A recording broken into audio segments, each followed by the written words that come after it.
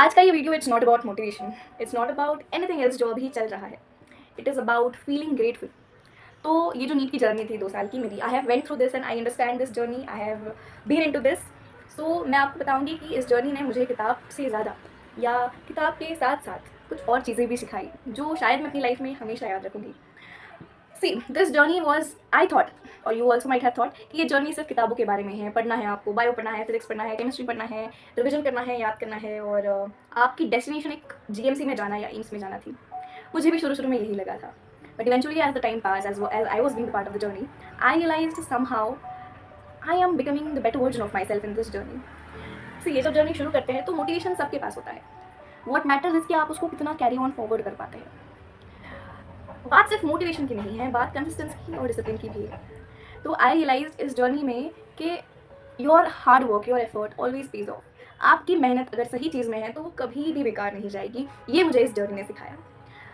मैं आपको एक बात बताती हूँ. At the end when I gave my paper, doesn't matter how the paper was, it didn't matter. What matters was that I was happy, I was smiling because for the fact that I knew कि मैंने ये 2 साल में खुद से झूठ नहीं बोला है. मैंने अपना बेस्ट दिया है.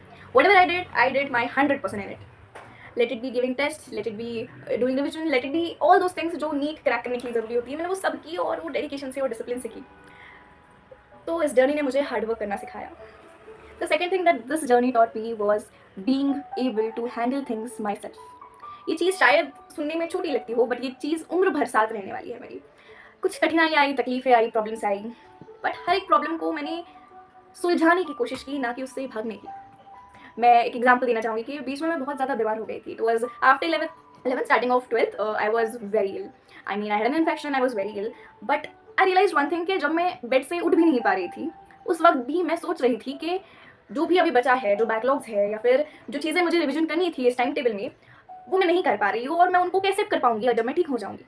तो जब मैंने खुद को देखा ये सोचते हुए इतनी बीमार हालत में भी, तब मुझे समझ आया कि इस जर्नी ने मुझे बुकिश नॉलेज से ज़्यादा लाइफ के बारे में सिखाया कि तुम कैसी भी सिचुएशन में हो, कैसी भी सिचुएशन में हो, you must move forward to your goal.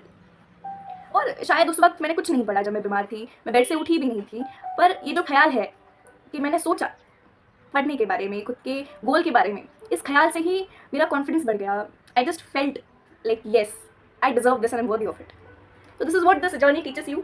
C it's all about perspective. अगर आप इस जर्नी को एक सिर्फ पढ़ना है और क्रैक करना है, कॉलेज जाना है, इस नज़रिए से देखते हैं आप इस जर्नी को, तो शायद आपको ये जर्नी मुश्किल लगे. मगर जब आप इस जर्नी को समझने लगे, सुलझाने लगे खुद के हिसाब से, ज़िंदगी के हिसाब से और उसको रिलेट करने लगे लाइफ के साथ, तो शायद ये जो जर्नी है 2 साल की, 3 साल की, जब ये जर्नी ख़त्म हो जाएगी तब आप खुद को बहुत ज़्यादा प्राउड करेंगे खुद पर आप.